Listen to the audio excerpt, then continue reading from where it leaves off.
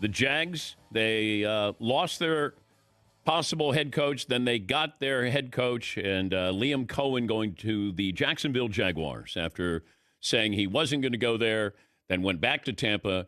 Then they fired the GM, Trent Baalke, and then he went back to Jacksonville, and now I guess he's agreed in principle to be their new head coach. So that leaves Cowboys, Raiders, and the Saints. I don't know if anybody's looking for somebody who's still in the playoffs, but that might be the case. Except for the Cowboys might be hiring Brian Schottenheimer, although I guess they reached out to Pete Carroll. Pete Carroll was Clay Matthews' coach at USC. In fact, Pete Carroll said the greatest mistake at SC was not starting you until your fourth game of your senior year. Is that correct? That's right. Why did it take that long for him to realize what he had in you? Us, we at the time had, littered with five-star recruits, blue chip athletes. In fact, my senior year, Everson Griffin came in and Pete had named him, or he had said that Everson could be playing in the NFL as a freshman. So he was playing in front of me. So I think it was just, you don't see a walk-on go from being a walk-on to starting for the number one ranked defense in the country. So I think that was the ultimate hang-up. And it took a loss to Oregon State on Thursday night for me to actually break the lineup. And if we had never lost, that was our only loss of the season. Who knows what the history books, who knows what would have happened. Why did you walk on at USC? I had no offers.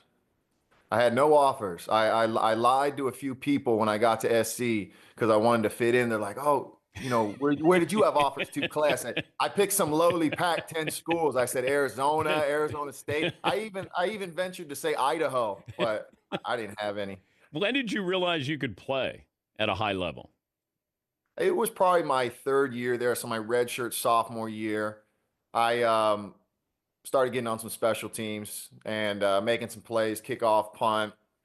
Just kind of had a knack for it, and ended up winning Special Teams Player of the Year that year, as well as the following 2 years. So after that year, I felt like I could play, but to say that I would have been a first-round draft pick, I would have been lying to you. You're a six-time Pro Bowler and the Packers' all-time sack leader. Has your name been mentioned for Hall of Fame? I'd like to think so. So this year I was shocked when my name wasn't one of the 170 guys, or however that works. And I had my agent look into it because I thought I at least deserved the opportunity to be within that group of gentlemen. And apparently you have to have somebody nominate you.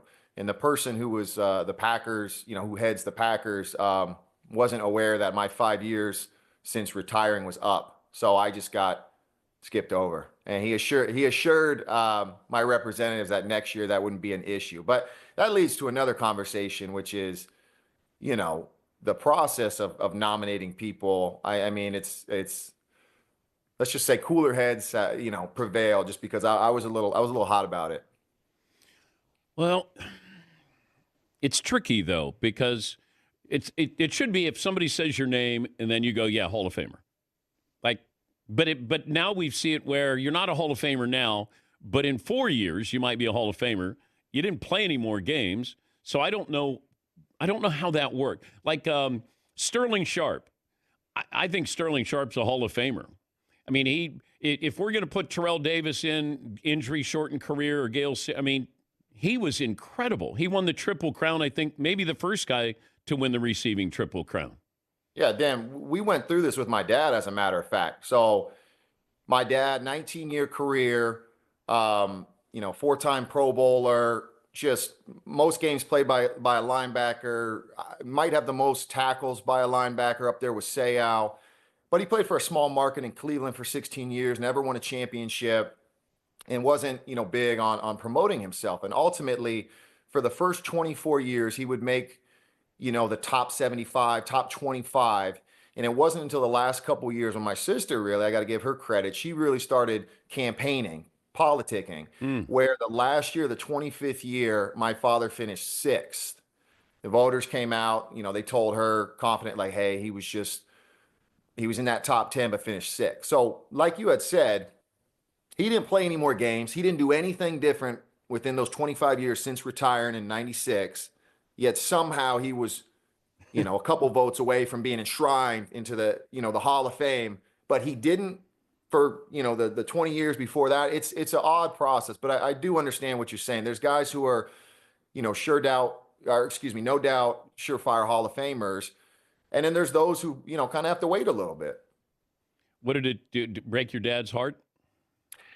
No, he's always said that he's at peace with his career, and he means it. And fortunately, I got to model, my game after his. And so when I got out of the game, none of us ever, well, we're always ushered out. Never on our own terms, very rarely. And so I think that has allowed not only myself, not to make this about myself, but just watching him and how he left the game, so to speak, conduct himself, really. Talking to Clay Matthews, Super Bowl champ with the Packers, 6-time Pro Bowler, joining us on behalf of Colt. We'll get to that here in a moment. Last time you talked to Aaron Rodgers was when? We text every once in a while. I want to say it was the latter part of this season, but it was nothing more than, inside jokes and humor. I'm sure he needed that at that point in the season. So it's not a conversation. It's not a close relationship. I mean, it's close, but I mean, I'm not going to ask him in the middle of the season or the latter parts of the season, like, hey, what are you thinking for next year? Are you going to stick with the Jets? You going to the Vikings? I mean, what's going on here? So I'm sure I'll find out like everybody else, but as we know, he's an enigma. Was he that way though in Green Bay? It wasn't put on, a national stage for us. Well, when you say was he that way, what are you referring to? An enigma. Yeah, no, he was different. He was, different. And difference, I don't mean that in a negative connotation. He's always been different. I've always said, you compare him to some of these other quarterbacks, I'm gonna call them the rah guys, and I don't mean that in a negative way, but leaders of team who bring the huddle together. Drew Breeses, the Peyton Mannings. I always compared him growing up in L.A. To Kobe.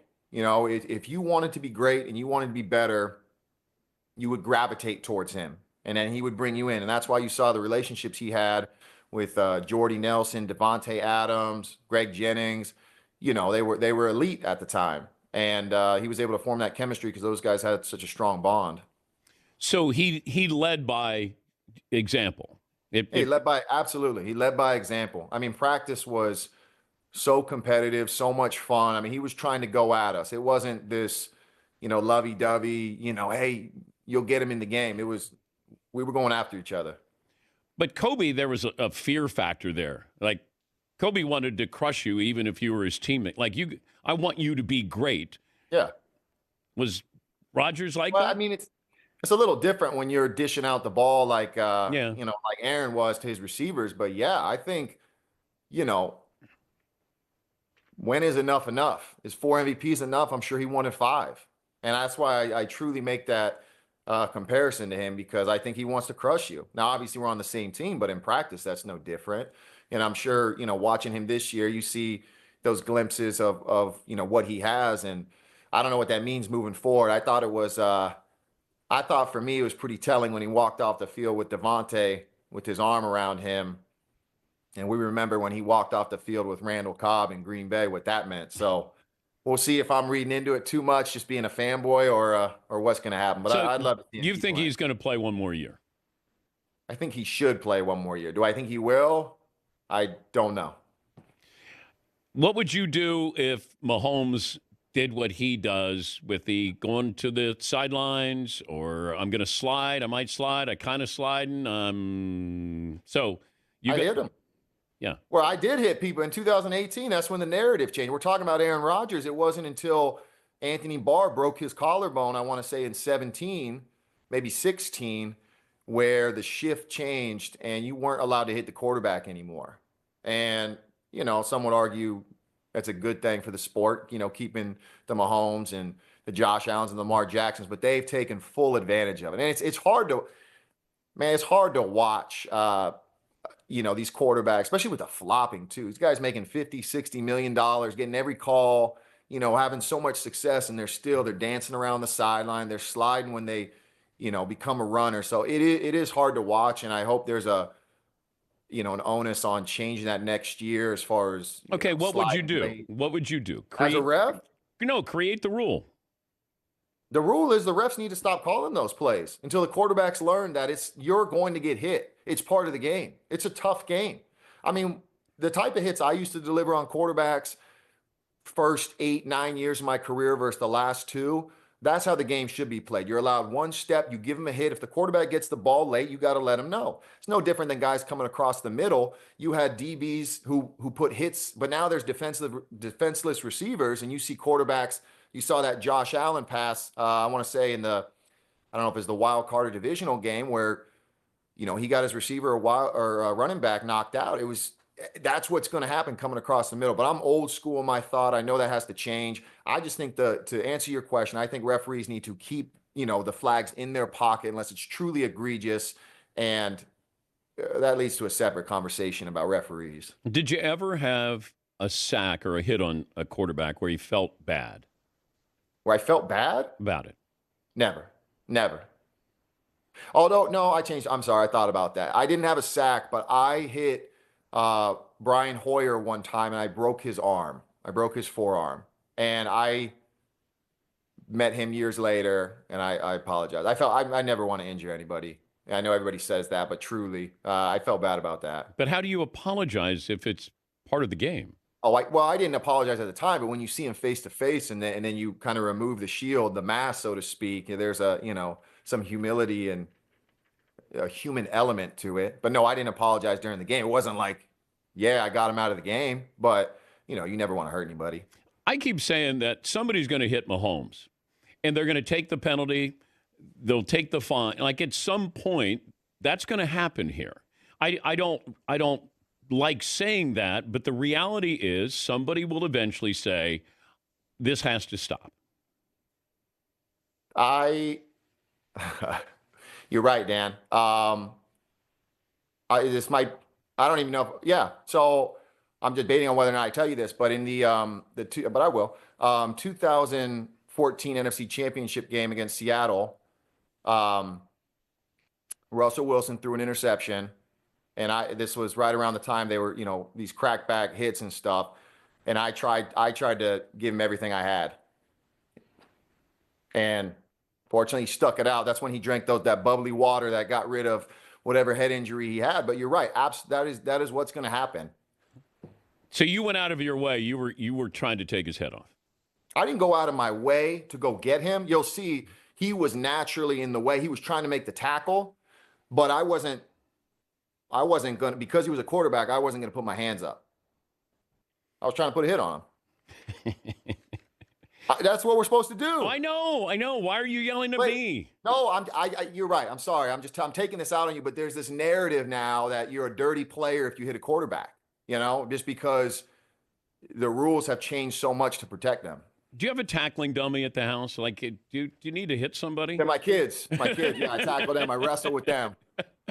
Hey, we don't hit them. We tackle them. We wrestle. When's the last time you hit somebody? Well, I didn't get my workout in this morning, but it's been a while. I help out with my 5-year-old's flag football team.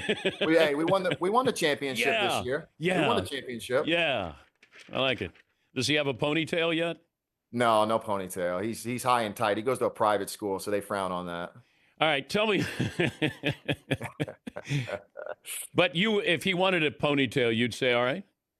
Yeah. In fact, I'd probably petition the school and say, the ponytail's why Dan Patrick has me on.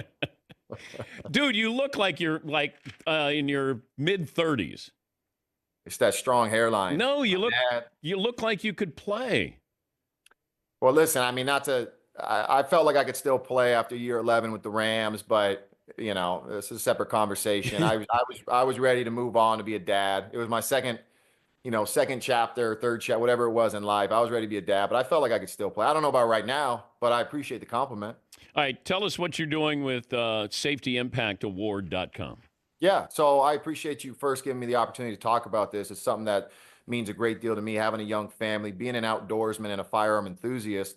But ultimately, I teamed up with Glock this year to launch the Safety Impact Award, which highlights the critical mission of educating everybody on safe and responsible firearm ownership.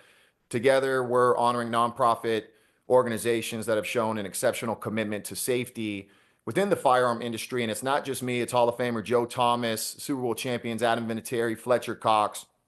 We're all supporting our respective nonprofits. I am supporting Project Child Safe. And what we're doing is we're asking everybody to go to safetyimpactaward.com to vote.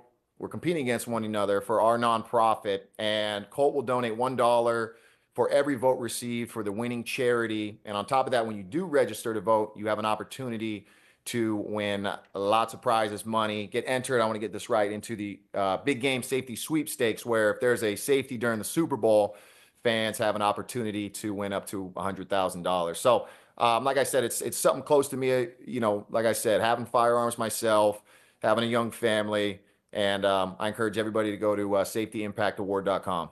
Great to talk to you again. Hope you're doing well, and we'll work on that Hall of Fame stuff. Hey, I appreciate it, Dan. Thanks for having me on. Always a pleasure. Thank you, buddy.